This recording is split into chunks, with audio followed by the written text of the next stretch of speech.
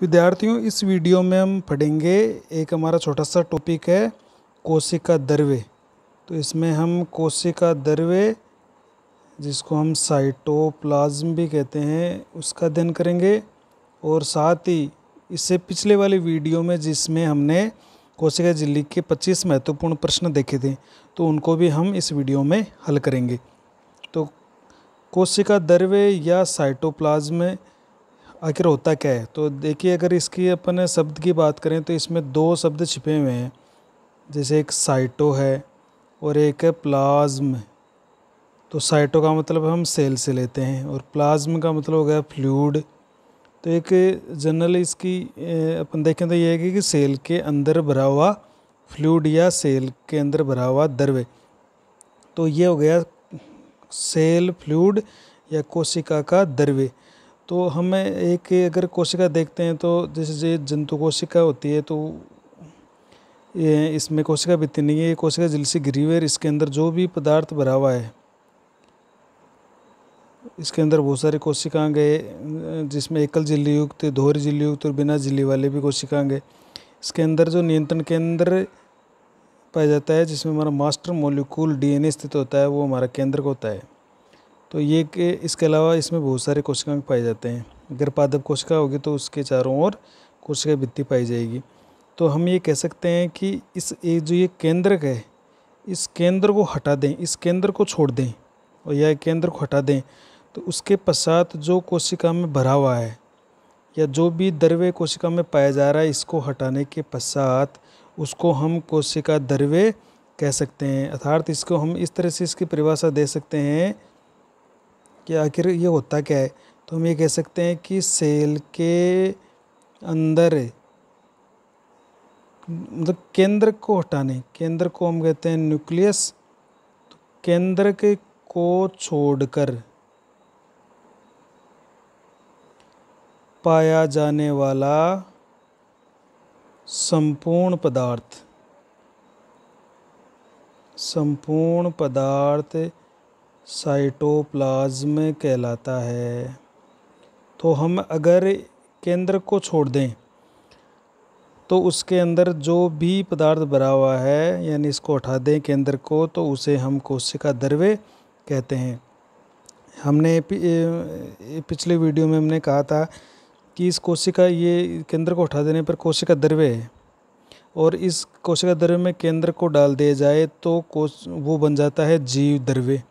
तो हम ये कह सकते हैं कि कोशिका द्रव्य, इसको इस तरह समझ सकते हैं कि कोशिका द्रव्य जीव द्रव्य है। जीव द्रव्य के अंदर सम्मिलित है केंद्रक, और इस जीव द्रव्य में से केंद्र को हटा दें यानी माइनस कर दें, तो हमें कोशिका द्रव्य प्राप्त हो जाता है। मतलब हम ये कहें कि साइटोप्लाज्म में जो प्रोटोप्लाज्म है, उसमें से हम न्यूक्लियस को हटा दें तो हमें कोशिका द्रव्य प्राप्त हो जाता है। या एक इसकी परिभाषा और दे सकते हैं, ये केंद्रक है और ये हमारी कोशिका झिल्ली है। तो इस केंद्रक और कोशिका झिल्ली के बीच में ये जो बीच के अंदर मैटर भरा हुआ है, इस मैटर को भी हम कोशिका द्रव्य कह सकते हैं। तो हम ये कह सकते हैं, अथवा इसकी परिभाषा क्या दे सकते हैं कि जीव द्रव्य का वह भाग, यानी अभी अगर केंद्रक है तो हम इस संपूर्ण पदार्थ को जीव द्रव्य कह देंगे। तो इसमें ये परिभाषा भी दे सकते हैं हम कि जीव द्रव्य का वह भाग जो केंद्रक से तो बाहर हो, केंद्रक के बाहर तथा कोशिका झिल्ली, जो ये कोशिका झिल्ली है, उस कोशिका झिल्ली के बीच, केंद्र के बाहर तथा कोशिका झिल्ली के बीच में होता है, उसे साइटोप्लाज्म कहते हैं। उसको साइटोप्लाज्म कह देंगे अब। तो जो भाग केंद्रक के बाहर हो और इसी कोशिका झिल्ली के बीच में भरा हुआ ये सारा, इसको हम कोशिका द्रव्य कह देंगे। या ये कह देंगे कि कोशिका के अंदर केंद्र को छोड़ दें, उसके पश्चात जो संपूर्ण पदार्थ भरा हुआ है उसको हम कोशिका द्रव्य कहते हैं। और जैसे ही केंद्रक इसमें सम्मिलित होता है तो हम कोशिका द्रव्य न कहकर उसको जीव द्रव्य कह देंगे। तो मतलब ये है कि जीव द्रव्य के अंदर कोशिका द्रव्य पाया जा रहा है। तो जीव द्रव्य थोड़ा विस्तृत रूप है, कोशिका द्रव्य उसका एक न्यूक्लियस या केंद्र को निकालने के पश्चात बचा हुआ रूप है। तो अगर इसकी हमें कुछ भौतिक गुण देखें कोशिका द्रव्य के, तो हम ये एक रंगहीन द्रव्य है, रंगहीन, जिसको हम कह सकते हैं कलरलेस। और ये जेली जैसा चिपचिपा पदार्थ है, इसको हम कह सकते हैं जेली लाइक सब्सटेंस। ये जेली लाइक पदार्थ होता है, थोड़ा चिपचिपा सा जेली के समान और रंगहीन ये द्रव्य होता है। अगर इसके अपन पीएच की बात करें तो ये हल्का अम्लीय से लेकर कुछ उदासीन भी हो सकता है, यानी 6.9 पीएच जो हल्का बहुत अम्लीय है, और ये ±0.2 का मतलब है 0.2 ये ऊपर नीचे हो सकता है। तो लगभग ये हल्का अम्लीय हमारा कोशिका द्रव्य पाया जाता है।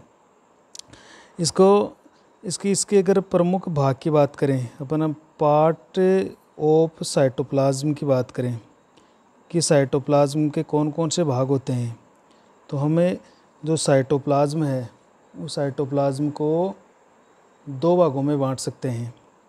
इसे हमारा जो साइटोप्लाज्म है कोशिका द्रव्य, तो इसको 2 भागों में बांटा जा सकता है। जैसे ये कोई कोशिका है तो उस कोशिका में जो परिधि की तरफ थोड़ा गाढ़ा जो परिधि होती है कोशिका झिल्ली से सटा हुआ, और ये बीच के अंदर तरल होता है। तो जो ये परिधि की तरफ होता है इसको तो हम कहते हैं इसको बोलेंगे एक्टोप्लाज्म। जो बाहर की तरफ होता है थोड़ा गाढ़ा ज़्यादा होता है ये, और बीच वाला होता है ये एंडोप्लाज्म। तो इसको 2 भागों में बांट रहे हैं अपन। इसका फर्स्ट पार्ट तो है एक्टोप्लाज्म और दूसरा पार्ट है इसका एंडोप्लाज्म। ये एक्टोप्लाज्म कहाँ होता है? बाहर की तरफ होता है। ये बाहर की ओर स्थित है। और कहाँ स्थित है ये? हम ये बाहर की स्थित अर्थात ये कोशिका द्रव्य का परिधि की तरफ परिधीय वाला भाग है जो कुछ गाढ़ा चिकना वह बिल्कुल स्वच्छ होता है। ये परिधि की तरफ गाढ़ा रहेगा और साफ रहेगा, और ये चिपचिपा द्रव्य रहेगा। इसको हम कह देंगे एक्टोप्लाज्म। ये बाहर की तरफ रहेगा और ये बिल्कुल अंदर की तरफ। दूसरा है एंडोप्लाज्म। ये जो एंडोप्लाज्म है ये आंतरिक इसका भाग है, आंतरिक भाग है जो खुरदरा रहेगा। खुरदरा क्यों रहेगा? क्योंकि इसमें बहुत सारे कोशिकांग पाए जाएंगे। वह कम चिपचिपा रहेगा, बहुत कम चिपचिपा रहेगा, वरना कोशिकांग चिपक जाएंगे। और तरल भाग रहेगा। तरल भाग इसलिए रहेगा कि ताकि कोशिकांग है वो आसानी से मूव कर सके, गति कर सके। खुरदरा प्रतीत तो होगा क्योंकि बहुत सारे इसके अंदर कोशिका के पदार्थ और बहुत सारे कोशिकांग पाए जाते हैं। कम चिपचिपा रहेगा ताकि कोशिकांग है वो आपस में चिपके नहीं, या हम ये कह देंगे कि वो आसानी से अपना काम कर सकें। और तरल भाग होता है ताकि कोशिकांग है वो आसानी से पूरी कोशिका में गति कर सकें। ये भाग कहलाता है कम चिपचिपा तरल भाग है, इसको हम कहेंगे एंडोप्लाज्म। ये जो एंडोप्लाज्म है इसके अंदर क्या होता है? इसमें एक विशेष गति होती है। कुछ पादपों और कुछ जीवों जैसे अमीबा वगैरह देखें तो इसमें एक गति होती है साइक्लोसिस साइक्लोसिस, या इसको एक नाम और देते हैं साइटोप्लाज्मिक स्ट्रीमिंग। स्ट्रीमिंग मतलब कोई धारा जैसी हो गई। साइक्लोसिस का मतलब घूमना, घूर्णन करना। जैसे इस कोशिका का ये जो बीच वाला पार्ट है, ये तो आ गया इसका एक्टोप्लाज्म, और एक्टोप्लाज्म के भीतर आ गया तरल पदार्थ। तो ये तो तरल पदार्थ क्या होता है, इस तरह से घूमता रहता है, ये इस तरह से घूमता रहेगा। मतलब इसका जो एंडोप्लाज्म है वो स्थिर नहीं रहता, स्थिर नहीं रहता, ये लगातार घूमता रहता है, घूमता रहता है। तो इससे होगा क्या, ताकि कोशिकीय जो पदार्थ हैं, कोशिकीय पदार्थ सेल के सभी भागों तक आसानी से पहुंच जाए। तो ये जो एंडोप्लाज्म है ये कभी भी स्थिर नहीं रहता है, ये चक्कर लगाता रहता है या घूमता रहता है। जिससे कोशिकांग है ये भी कोशिका में घूमते रहेंगे और चारों तरफ चलते रहेंगे, जिससे कोशिका के हर कोने तक हर कोशिकांग की पहुंच रहेगी, और जो कोशिकीय पदार्थ होते हैं या पोषक होते हैं या जो न्यूट्रिएंट्स होते हैं वो कोशिका के हर भाग तक या प्रत्येक भाग तक आसानी से पहुंचाए जाते हैं। तो ये इसके दो प्रमुख भाग हो गए कोशिका द्रव्य के। इसके अलावा हम अगर इसके, ये तो इसके पार्ट हो गए कि बाहर से ये भौतिक पार्ट है, लेकिन इसके बारे में कोशिका जो द्रव्य है उसकी संगठन के आधार पर देखें तो कोशिका जो द्रव्य है, कोशिका द्रव्य, उसको अगर अपन संगठन देखें तो उसको अपन भी दो भागों में मुख्य रूप से बांटते हैं। जैसे इसका एक पार्ट तो हम कहते हैं, जिसको हमने पिछले जो कोशिका वाली वीडियो थी उसमें हमने देखे थे कि इसका जो तरल भाग होता है, घुलनशील पार्ट होता है, जिसको हम कहेंगे हाइलोप्लाज्म, या इसको हमने कहा था साइटोसोल भी कहा था, या इसको हमने साइटोप्लाज्मिक मैट्रिक्स भी कहा था, या हमने इसको एक नाम और दिया था इंट्रासेल्यूलर फ्लूइड,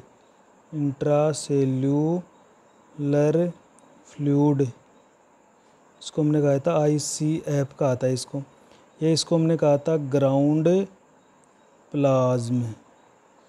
तो ये जैसे अब हम पूरे कोशिका द्रव्य को देखें, इसके संगठन देखें, तो इसमें कुछ इसका तरल पार्ट रहेगा जो जल में घुला हुआ रहेगा, और बाकी के जो पार्ट रहेंगे जो पोषक क्रियाएं या कायिक इसके पार्ट रहेंगे, जो कायिक जो अपन को दिखाई दे रहे हैं ये पार्ट रहेंगे। जैसे आप देखो एक, तो ये जो घुलनशील पार्ट है इसको तो हम कह देंगे ये हाइलोप्लाज्म, और जो ये कायिक और पोषक संबंधी इसके भाग हैं इनको अपन कहेंगे, ये जो पार्ट है इसको कहेंगे अपन ट्रोपोप्लाज्म। तो ये जो पार्ट है ना, ये क्या होता है, तरल भाग होता है, तरल भाग जिसके अंदर क्या होता है, जल व इसमें घुलनशील पदार्थ होते हैं, घुलनशील पदार्थ हैं। और इसके अलावा जो बच गया, यानी इसमें जो तरल भाग है, घुलनशील पार्ट है, उसको आप छोड़ दो, और जो बच गए जिसमें विभिन्न प्रकार के कोशिकांग और विभिन्न प्रकार के कोशिकीय जो पदार्थ वो आ जाएंगे, तो उनको हम कहते हैं ट्रोफोप्लाज्म। तो देखो ये ट्रोफो का मतलब होता है पोषक, तो इसमें ये जो तरल भाग निकालने के पश्चात जो बच गया ना उसको ट्रोपोप्लाज्म कह रहे हैं। तो इसमें सभी प्रकार की कायिक और पोषक संबंधी रचनाएं पाई जाती है। जो कायिक, जो इसमें आपको विभिन्न प्रकार के कोशिकांग दिखाई दे रहे हैं, या इसके अंदर विभिन्न प्रकार के कार्बोहाइड्रेट, वसा, प्रोटीन जो पाए जा रहे हैं वो इसके अंदर पाई जाएगी। तो ये तो इसका तरल पार्ट हो गया। अब इसको आगे अगर ट्रोपोप्लाज्म को आगे देखें तो इसके अंदर कई तरह के कायिक और पोषक संबंधी रचनाएं पाई जा रही है। तो फिर इसको दो भागों में बांटा गया है। इसको एक को हम कहेंगे सजीव, कुछ इसमें सजीव होगी और कुछ निर्जीव होगी। तो कुछ को हम कहेंगे सजीव अंतर वस्तुएँ और कुछ को हम कह देंगे निर्जीव अंतर वस्तुएँ। तो इसके अंदर कुछ तो सजीव होगी और कुछ निर्जीव होगी। तो सजीव को हम कह देंगे लिविंग इंक्लूजन्स, ये हमने एक वीडियो में पूरी तरह से पढ़ लिया था। और जो निर्जीव उसको कहेंगे नॉन लिविंग इनक्लूजन्स, या इनको सेल क्लूजन्स भी बोलते हैं, सेल इनक्लूजन्स भी कहते हैं। अब जो सजीव है उस सजीव को हमने एक वीडियो में अच्छी तरह से पढ़ा था कि इसमें सजीव ये अंतर्वस्तु होती है, इन्हें कोशिकांग भी कहते हैं। क्या कहते हैं? कोशिकांग या ऑर्गेनेल्स भी कहते हैं इनको। तो इसमें कुछ तो होते हैं एकल झिल्ली युक्त और कुछ होते हैं दोहरी झिल्ली युक्त, जैसे हमने केंद्रक पढ़ा था, केंद्र को देखा था। कुछ होते हैं जो बिना झिल्ली वाले हैं, जैसे राइबोसोम है या काइनेटोसोम है। तो बिना झिल्ली वाले जिस पर कोई झिल्ली नहीं है, किसी पर दो झिल्लियाँ हैं, किसी पर एक झिल्ली है, तो ये कोशिकांग होते हैं। और जो निर्जीव है उस निर्जीव जो अंतर्वस्तु है, निर्जीव जो पदार्थ है वो कई तरह के हो सकते हैं। जैसे कोशिका के अंदर कुछ संचित पदार्थ हो सकते हैं, जैसे कार्बोहाइड्रेट है, वसा या प्रोटीन है। कुछ कोशिका है वो स्रावित कर सकती है, तो कुछ स्रावी पदार्थ हो सकते हैं इसके अंदर। और कुछ अपशिष्ट पदार्थ होते हैं जिनको कोशिका है वो हानिकारक पदार्थ बनाती है और उनको बाहर की तरफ निकाला जाता है। तो ये निर्जीव पदार्थों में आ गए तीनों। और जो सजीव है उनको हम कोशिकांग कहते हैं। कोशिकांग एकल झिल्ली युक्त, दोहरी झिल्ली युक्त या बिना झिल्ली वाले होते हैं। तो आज की हमने इस टॉपिक में हमने जो कोशिका द्रव्य है उसका अध्ययन किया है। इसके अलावा हम इससे जो हमने कोशिका झिल्ली के जो 25 प्रश्न लिए थे उसके बारे में और देख लेते हैं। तो ये पहला प्रश्न देखिए, ये है। फटाफट इन प्रश्नों के उत्तरों को हम देख लेते हैं। कि पहला प्रश्न हमने कहा था कि एक कोशिका की सबसे बाहरी जीवित सीमा, तो जो जीवित सीमा है वो हमारी कोशिका झिल्ली होती है। जो कोशिका भित्ति होती है वो निर्जीव सीमा होती है, तो ध्यान रखिएगा। तो हम इस प्रश्न में जीवित सीमा पूछी गई है, तो इसका सही आंसर कोशिका झिल्ली है। कोशिका झिल्ली का निर्माण कौन से पदार्थ करते हैं? तो हमने ये पढ़ा था कि कोशिका झिल्ली का निर्माण मुख्यतः प्रोटीन और वसा के द्वारा किया जाता है। तो इसमें प्रोटीन, कार्बोहाइड्रेट ये सही नहीं है, ये फॉस्फोलिपिड ये भी नहीं है, फॉस्फोप्रोटीन। तो सही ऑप्शन नंबर 4 हो गया इसमें कि लिपोप्रोटीन। लिपो का मतलब लिपिड, प्रोटीन दोनों को मिलकर हमारी कोशिका झिल्ली का निर्माण कर रहे हैं। कोशिका झिल्ली का संबंधित सर्वाधिक मान्य मॉडल, तो हमने 3-4 मॉडल पढ़े थे। एक वसा परत वाला, 2 वसा परत वाला, फिर सैंडविच मॉडल पढ़ा था, फिर इकाई कला पढ़ा था, और लास्ट में हमने तरल मोज़ेक पढ़ा था जो सिंगर और निकोलसन ने दिया था। सिंगर व निकोलसन ने, जो कि सबसे महत्वपूर्ण और सबसे प्रभावी मॉडल था कोशिका झिल्ली की संरचना को समझाने वाला। नेक्स्ट हम प्रश्न है कि सुमेलित कीजिए, मतलब आपको इनमें से मिलान करना है कि कौन सा मत कौन से वैज्ञानिक ने दिया था। जो एक परतीय मत था वो हमने पढ़ा था कि एक परतीय मत है वो ओर्टोन ने दिया था। जो त्रिस्तरीय मत था, वो त्रिस्तरीय मत किसने दिया था? ये त्रिस्तरीय मत जिसको सैंडविच मॉडल कहा था, ये डेनियल और डॉसन ने दिया था। द्विस्तरीय जो वसीय मत है वो गार्डर और ग्रेंडल ने दिया था।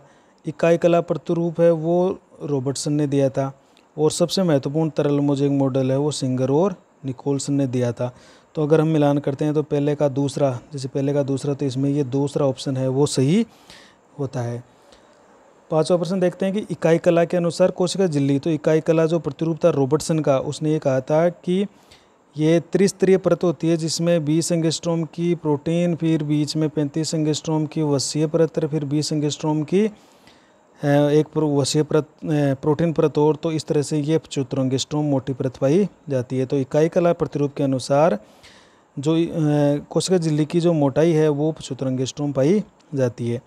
कोशिका झिल्ली में तरल प्रकृति, तो हमने कहा था कि कोशिका झिल्ली है वो वसा और प्रोटीन की बनी होती है। तो जो वसा होती है वो कोशिका की तरल प्रकृति के लिए उत्तरदायी है, तो इसका सही ऑप्शन हो जाता है वसा। नेक्स्ट प्रश्न की बात करते हैं अब में। जो हमारा 7वां प्रश्न है कि वसा के समुद्र में प्रोटीन के हिमशैल किसने कहा।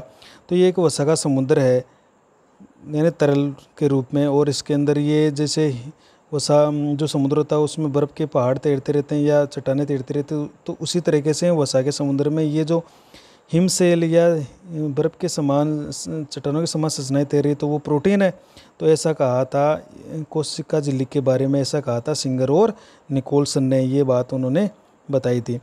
एक जंतु कोशिका में पाए जाते हैं, तो हमने कहा था जंतु कोशिका में प्रोटीन भी है, वसा भी है, कुछ इसको जमने से बचाने के लिए कोलेस्ट्रॉल भी होते हैं, कुछ कोशिका झिल्ली को पहचान के लिए कार्बोहाइड्रेट भी होते हैं, तो चारों ही पाए जाते हैं। तो इसका ऑप्शन हो जाता है नंबर 3, 1 2 3 4, ये इसका सही आंसर हो जाता है। नेक्स्ट प्रश्न है आंत्र की उपकला कोशिकाओं में कोशिका झिल्ली द्वारा निर्मित अंगुलीनुमा उभार। तो आंत्र की जो उपकला है वो अंगुलीनुमा उभार इस तरह से धारण कर लेती, तो हमने उसको माइक्रोविलाई कहा था। तो मिजोसोम तो जीवाणु में होते हैं, ये लेमिलोसोम नीलरी शैवालों में होते हैं, और माइक्रोविलाई हमारे आंत में है, लोमासोम हमारे कवकों में पाए जाते हैं। तो इसका सही आंसर हो जाता है माइक्रोविलाई। अगला प्रश्न है कि दो कोशिकाओं के बीच में पदार्थों का परिवहन। तो पदार्थों का परिवहन करने के लिए क्या होता है, दो कोशिकाओं के बीच में गैप होता है, गैप में एक प्रोटीन चैनल होते हैं, तो वो होता है गैप जंक्शन।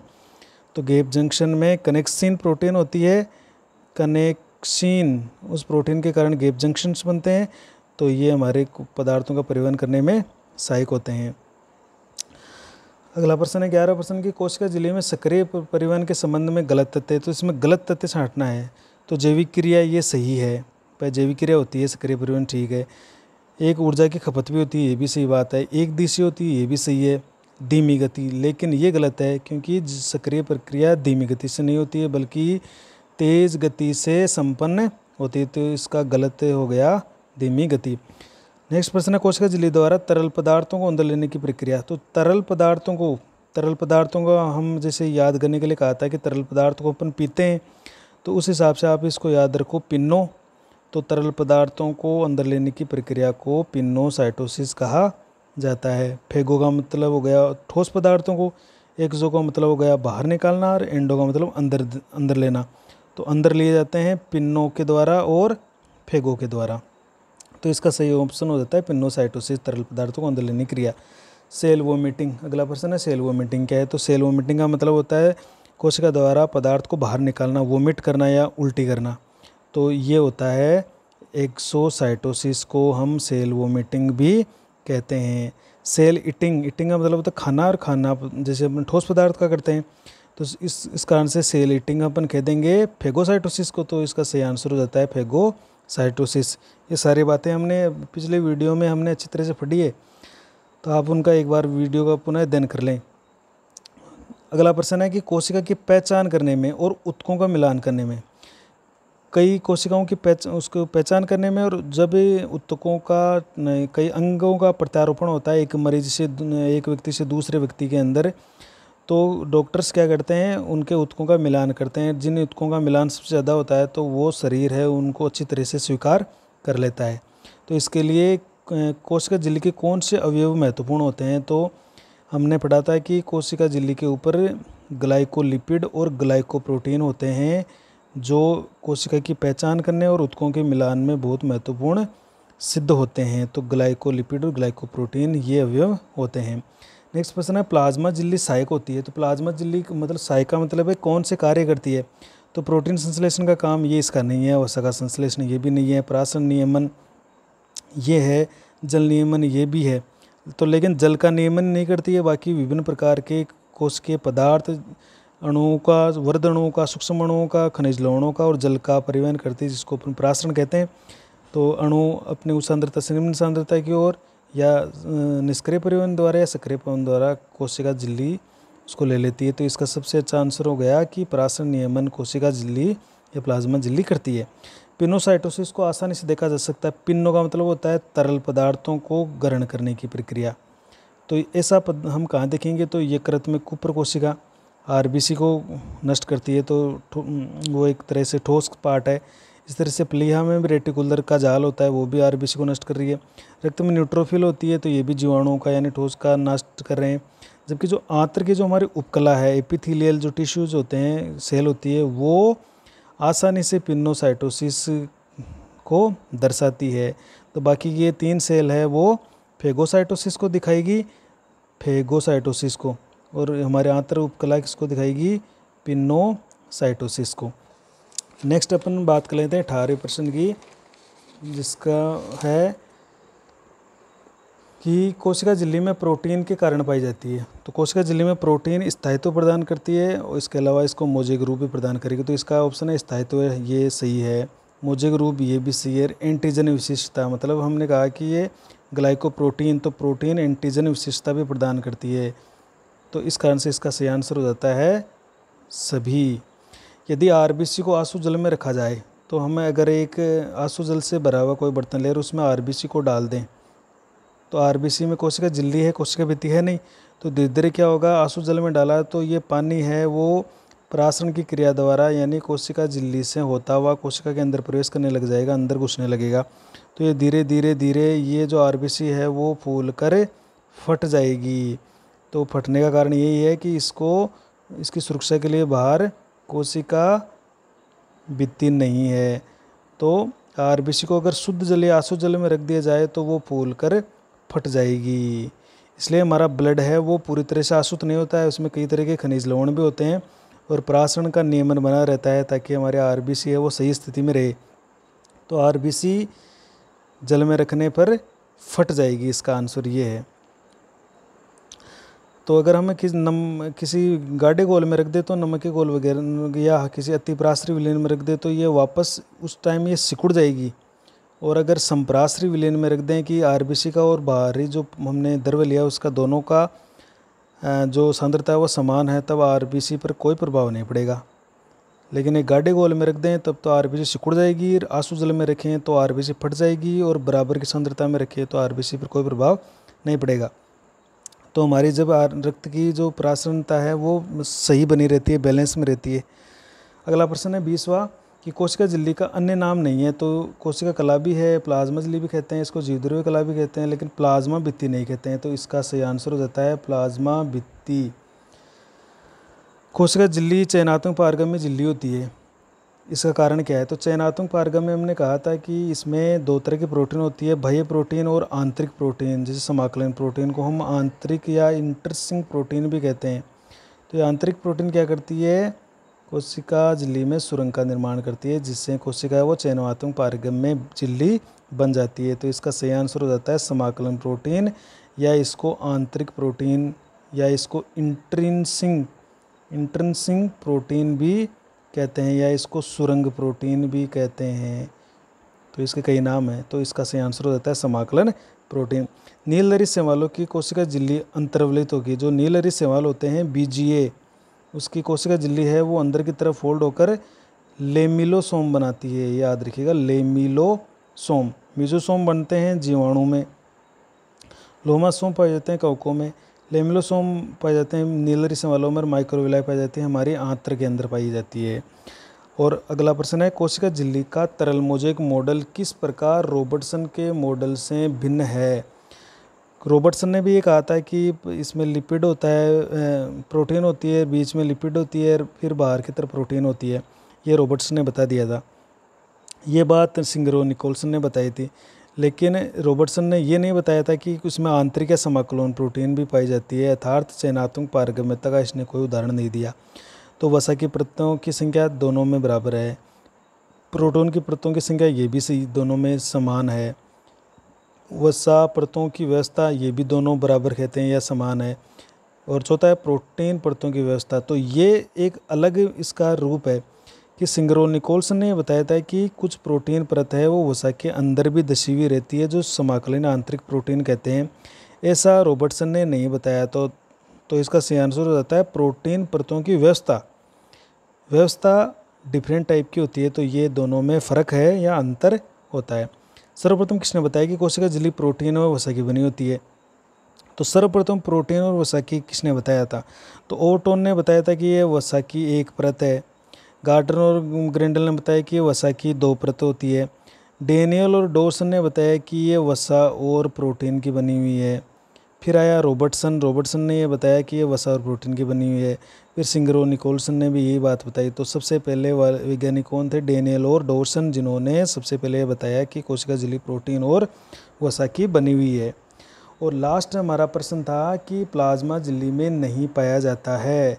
तो प्लाज्मा झिल्ली के अंदर क्या नहीं पाया जाता है? तो प्रोटीन भी पाया जाता है, वसा भी पाई जा रही है, कार्बोहाइड्रेट भी पाया जाता है और न्यूक्लिक अम्ल। तो ये न्यूक्लिक अम्ल है वो हमारे डीएनए के अंदर डीएनए बना हुआ है इसका, और डीएनए पाया जाता है हमारे केंद्र के अंदर। तो न्यूक्लिक अम्ल केंद्र के अंदर पाया जाता है। जो डीएनए व आरएनए 2 प्रकार का होता है। अभी भी जिन विद्यार्थियों ने अपने इस चैनल को सब्सक्राइब नहीं किया है तो वो फटाफट अपने चैनल को सब्सक्राइब करें। तो सब्सक्राइब करने के लिए ओके बायोलॉजी बाय BSS, तो इस चैनल के पास आपको रेड कलर का एक सब्सक्राइब बटन दिखेगा, सब्सक्राइब। इस सब्सक्राइब को आप प्रेस कर दें। तो इससे क्या होगा कि मेरे को ये पता चल जाए कि कौन कौन लोग, कितने लोगों ने वीडियो देख रहे हैं। और इसके पास एक बेल आइकन होगा, उस बेल आइकन को भी आप दबा दें, घंटी के चिन्ह को। जो नया वीडियो पोस्ट होते हैं आपको नोटिफिकेशन मिल जाएगा और आपको पता चल जाएगा कि नया वीडियो आ चुका है। तो आज हमने कोशिका द्रव्य के बारे में और इस संपूर्ण 25 प्रश्नों के बारे में चर्चा की है। नेक्स्ट वीडियो अपन जीव द्रव्य के बारे में चर्चा करेंगे।